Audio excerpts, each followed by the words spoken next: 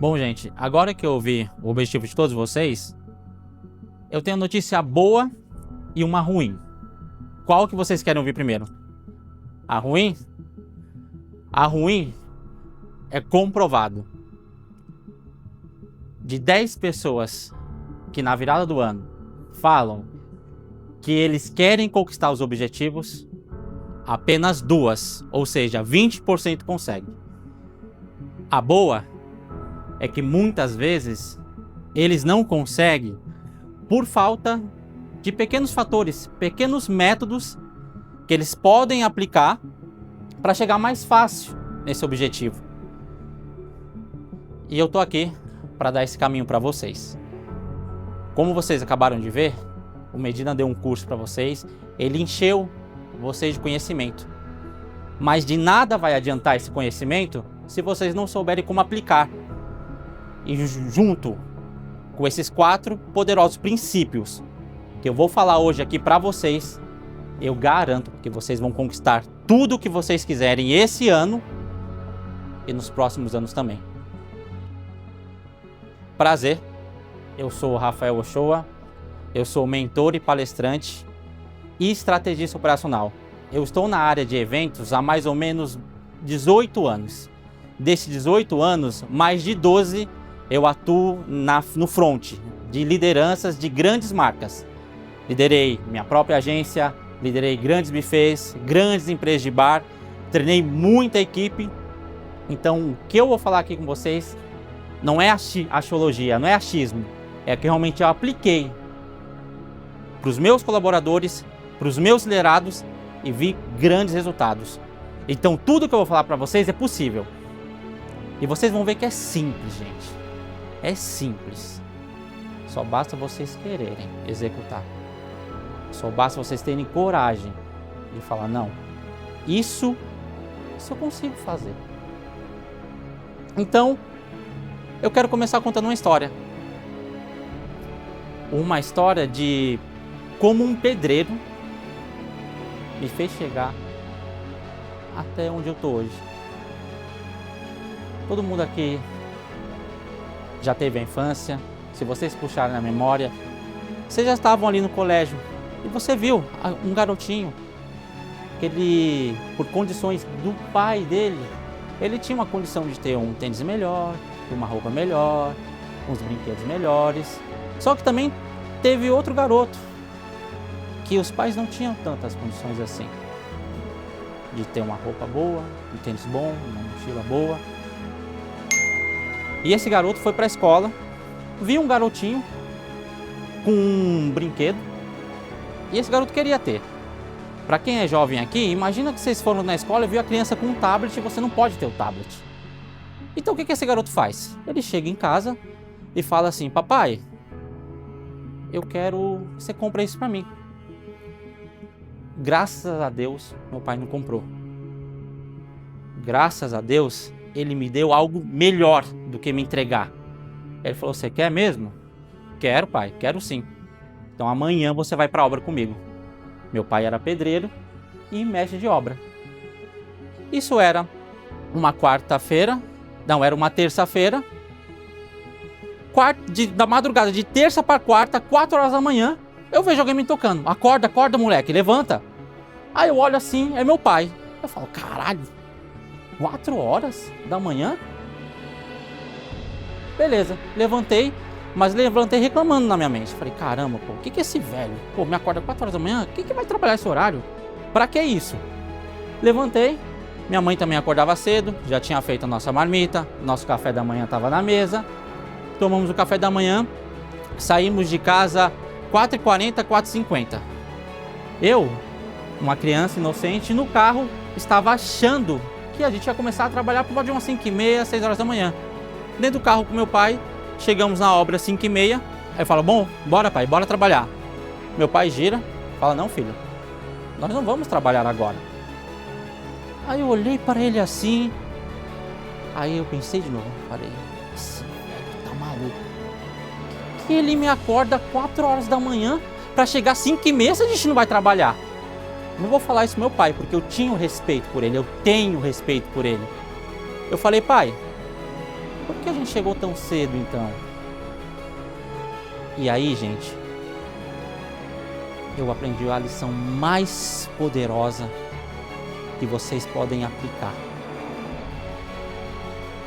Meu pai pegou e falou assim para mim: filho, você vai ver que daqui a pouco, 5h50, 6h10 da manhã, vai começar a chegar as pessoas da obra. O pintor, o pedreiro, o ajudante. E se eu não estiver aqui primeiro do que eles, como eu vou querer conquistar o respeito dessas pessoas, filho? Se eu chego aqui 7, 8 horas, onde todo mundo já está trabalhando, como que eles vão me respeitar? Por isso que a gente chega a esse horário. E aí vocês devem estar se perguntando, mas não precisa chegar cedo para ganhar o respeito dos outros. É mais do que isso, gente. Meu pai ali faz uma coisa que muita gente hoje não faz ao tomar as suas atitudes. Meu pai me ensinou que só tem uma maneira de você mudar as pessoas. Só tem uma maneira, e essa maneira é poderosa, que é ensinar pelo exemplo. Antes do meu pai cobrar horário de qualquer um da obra, ele era o primeiro a estar ali. O primeiro. E eu falo isso para vocês. Quem aqui não deu um conselho para uma mãe, um amigo, uma amiga, que era a melhor coisa para ela? Essa pessoa escutou o seu conselho, virou as costas, não aplicou. Quem aqui não teve um amigo, um pai, um familiar que vocês aconselharam com toda a bondade do coração de vocês para mudar a vida deles, para o bem deles, e não seguiram? Logo, vocês entendem que conselho não muda ninguém.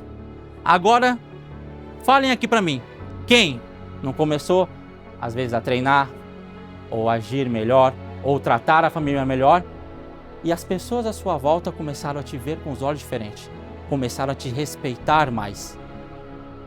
Essa é a única maneira que vocês mudam o ambiente em volta de vocês e as pessoas. Ensinar pelo exemplo. Então, esse foi o primeiro ensinamento que meu pai deixou para mim.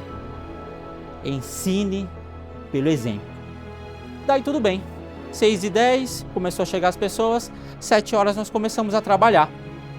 Meu pai me levou para a obra e mostrou um garoto de 18 anos. Falou: filho, tá vendo aquele garoto ali? Esse garoto bate 4 massas para os pedreiros.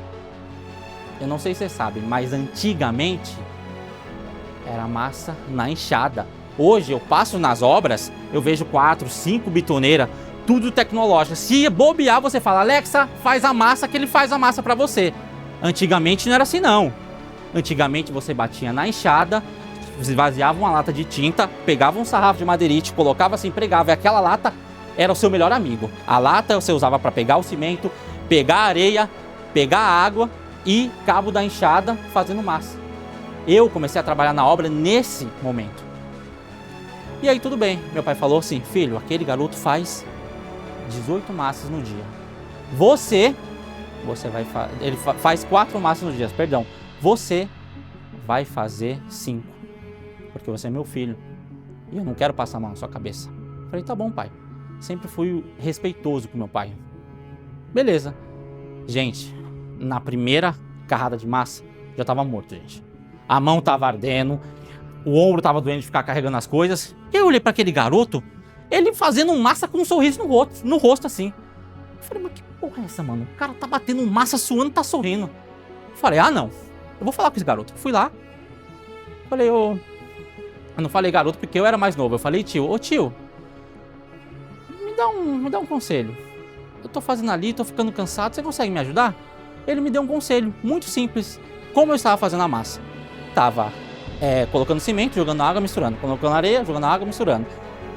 Ele falou: não faz assim não. Pega areia, cimento, mistura seco, depois você joga água. Coisa simples, que me ajudou a fazer massa muito mais rápido, cansando menos.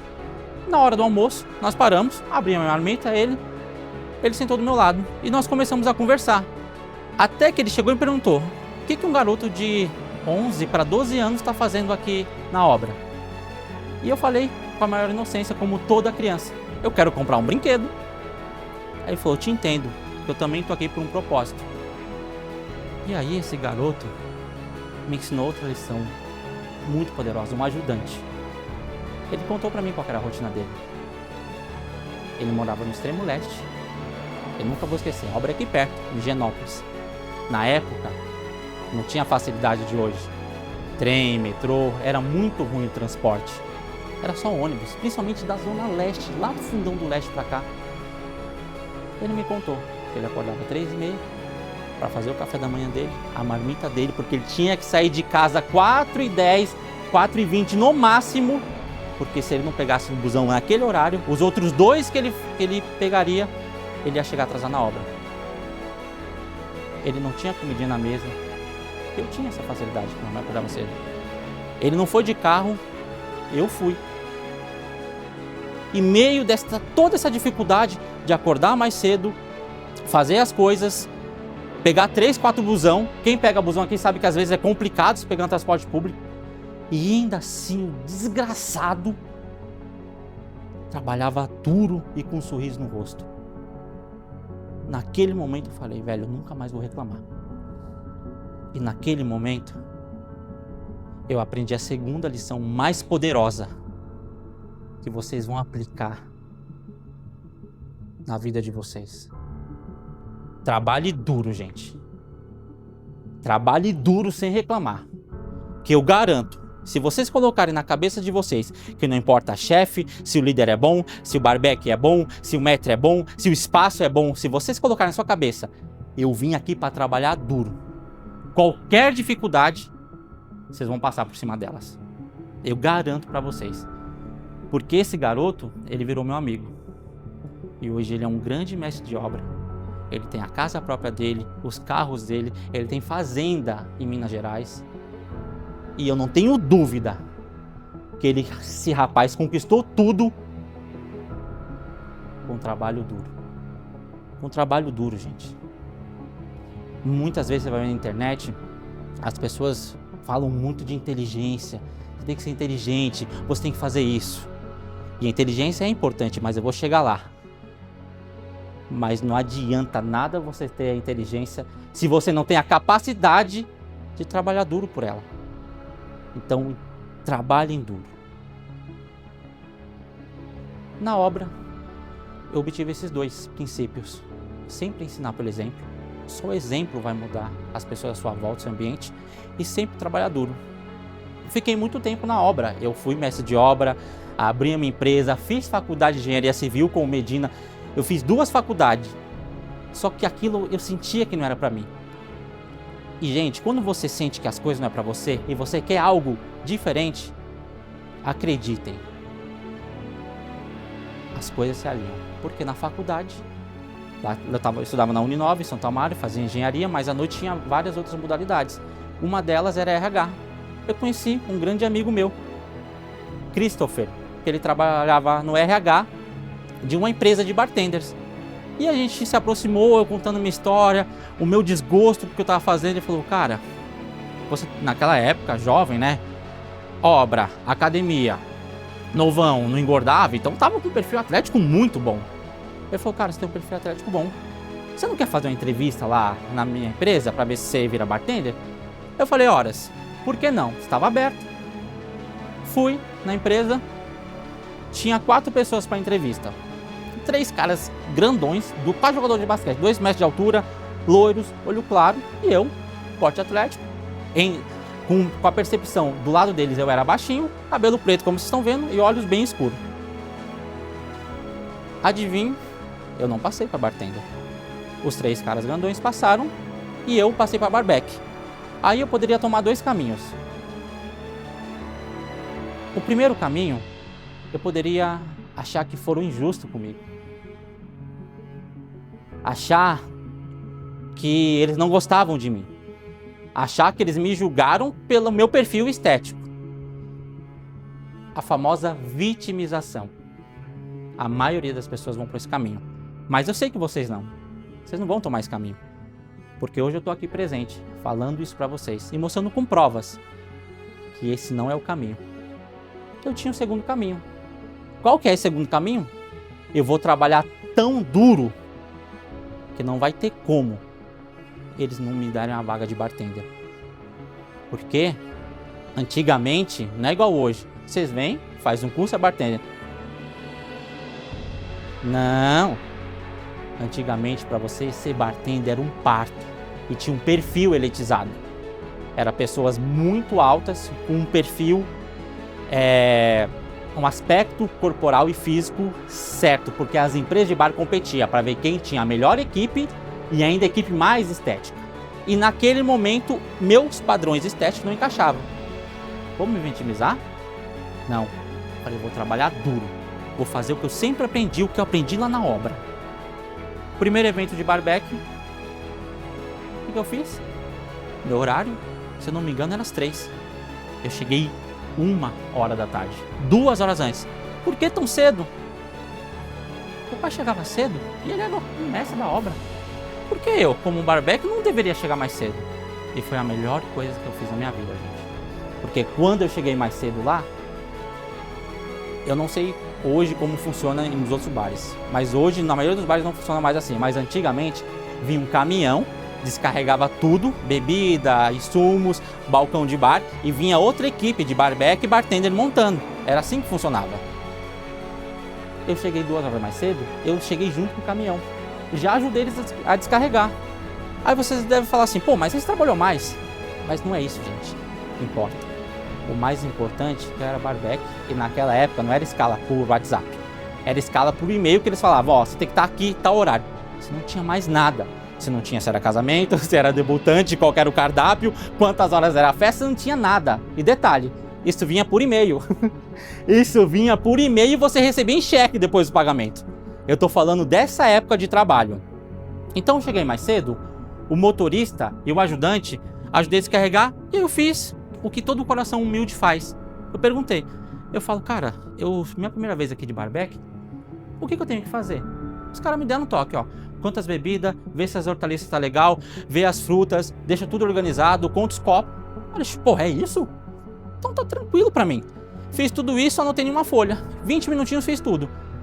E aí depois, aí que a mágica aconteceu. Os noivos chegaram, eu já conheci o noivo, ajudei a descarregar os espumantes, os vinhos, os whiskies. A assessora chegou, ajudei a descarregar os bem casados, os presentes, me conectei com a assessora. O mestre chegou, me apresentei, ajudei também. Uma simples atitude, muito simples, chegar 2 horas antes. Eu me conectei com muitas pessoas. E vocês vão ver, igual vocês viram aqui, com aquela dinâmica, um líder e um barback. Quando vocês conectam com alguém, gente, novas possibilidades se abrem. Fiz isso daí, chegou, naquela época não era líder, a gente chamava de controle, um chama capitão, outros controller. Nessa empresa se chamava de controller, que é o líder de bar. O controller chegou, eu falei, prazer, tudo bem, eu sou o Shoa, eu sou o seu barback hoje. Aí ele falou, precisa fazer isso, isso, isso. Tirei a folhinha, toma, tá feito. Daquele dia em diante,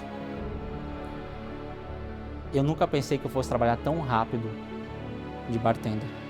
Porque em todos os eventos que eu fui, que não foram muitos, eu pensei